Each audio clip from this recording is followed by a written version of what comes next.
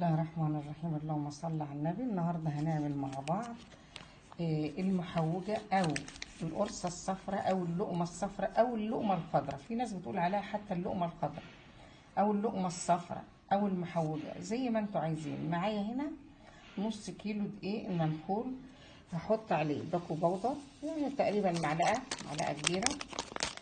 معايا نص كوبايه سمسم او اقل من النص شويه، وعليهم معلقه حبه البركه. دولت هنحمصهم الاول مع بعض، هنخليهم على جنب. معايا نص كوبايه اللي هو المحوجه دي بتيجي من عند العطار. ومعايا نص كوبايه مبشور جوز الهند. انا هخلط، هحط المبشور وهحط المحوجه وهحمص السمسم ودي، وهجيب السكر بودر وكل ده الحاجات الجافه هنقلبها على بعض الوقت. بس اما احمص السمسم والمحوجه نشوف مع بعض، واجيب السكر البودر. شايفين انا بحمصه من غير ولا زيت ولا سمنه. في ناس بتحمره في الزيت والسمنه، بس لا، انا بحبه كده على نار هاديه واحمره، بيبقى جميل جدا وبيفقش كده وجميل وطعمه حلو قوي قوي.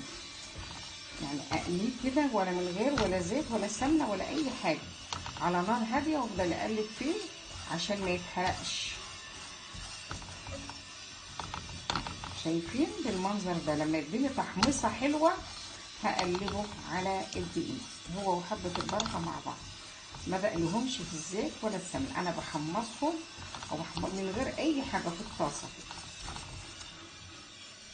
حطيت السمسم بعد ما اتحمص. معايا السكر البودر كوبايه الا ربع، كله بنفس الكوبايه. هقلب كل حاجه، الدقيق مع المحوجه مع السمسم على حبه البركه مع السكر مع البودر، كله اتقلب كويس جدا مع بعض اهو. هعمل ايه بقى دلوقتي؟ انا هجيب كوبايه زيت ونص سمنه، هسخنهم في الطاسه. انا هنا بقى مش هسخنهم جامد. عارفين الكحك؟ احنا بنقدح سمنه الكحك بس بنسيبها تهدى، لان لو حطيناها على الدقيق بتنطر. هنا بقى انا برضو مش هسخن، هسيبه يفك.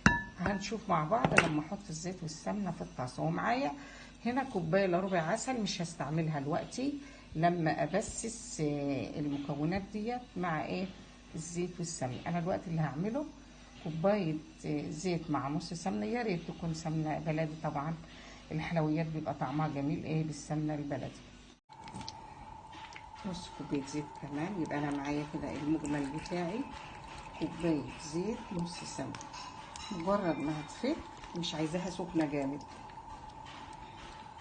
يعني انا ممكن اكتفي كده بره السمنه، لان السمنه كانت متجمده.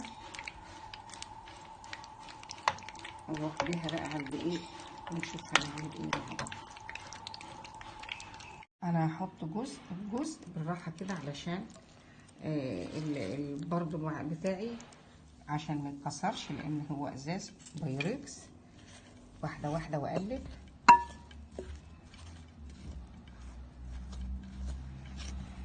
طبعا الدقيق بارد والحاجات بارده، فبتاخد من الحراره، يعني انا مش مسخنه جامد، مش مغلي، فك بس.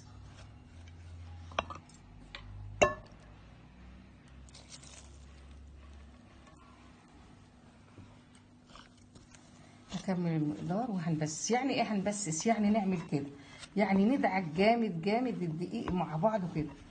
هوريكم على ايدي، يعني مثلا انا مش عارفه بقى اعمل بايد واحده كده، ده اسمه تبسيس. ناخد كده، ده اسمه التبسيس كده. ادعك جامد الماده الدهنيه مع المكونات بتاعتي اللي في الدقيق والدقيق، ده اسمه كده التبسيس. ادعكه جامد جامد في بعض. بسست المكونات بتاعتي مفروله اهي. انا معايا عسل في كوبايه، انا هحط منه وهعجن، هي بتبقى مفروله، وهشوف هي هتحتاج قد ايه ونشوف مع بعض. خلاص عملتها بالعسل. شايفين انا لما اتك عليها كده وتجمد يبقى هي كده خلاص. شايفين جمدت معايا، اتصبعت، وممكن بقى اقوم فكها تاني. هي ده القوام بتاعها. انا هحطها في الصينيه. معايا صينيه اهيت، ولا دهنها ولا حاجه، لان هي فيها نسبه السمنه والزيت كتير. هفرفر كده واحط في الصينيه كلها، وبعدين ايه لما تتملى الصينيه في كل الفراغات هسويها بقى ونشوف مع بعض. الله، خلاص شايفين. انا قبل ما اشتغل مسخنه الفرن. شايفين اهي سويتها بدي بتاعت الخبيث. وعلى فكره انا ما خدش مني كميه العسل كلها، فض ربع كوبايه. يعني انا كنت حاطه كوبايه الا ربع، هي خدت كده نص كوبايه عسل بس. نسيت اقول لكم ان احنا قبل ما ندخلها الفرن مباشره لازم نقطعها، لان هي مجرد ما بتخرج من الفرن بتجمد. يا دوب بس بنعيد على التقطيع بتاعنا كده وهي لسه سخنه. انا هقطعها تقطعوها بقى باي طريقه انتوا عايزينها، مربعات، سمبوكسات، مثلثات، اي اشكال انتوا عايزينها. نقطعها وبعدين ندخلها الفرن ان شاء الله. شايفين قد ايه جميله. جهزت اخر كام الفرن. ونعيد بقى على القطع. احنا مقطعينها طبعا قبل ما ندخلها الفرن. بنراجع كده تاني. انا رجعت قبل ما اخرجها وهي لسه سخنه جامد. لازم نعيد عليهم كده على القطع اللي احنا مقطعينها. هسيبها تهدى شويه واوريكم قطع منها، لان هي لسه سايحه خالص. اهي ما شاء الله لا قوه الا بالله. ما شاء الله على الطعم والجمال، ودايبه كده وحاجه وتسويتها جميله. شايفين ما شاء الله طعمها حكايه بصراحه. شوف دايبه ازاي وجميله جدا جدا جدا.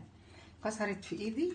هشوف لكم بقى واحده تانية، لان هي لسه سخنه برضه. شايفين الجمال، دايبه جدا وجميله كده ومفروله، طعمها رائع وبألف هنا وشفا.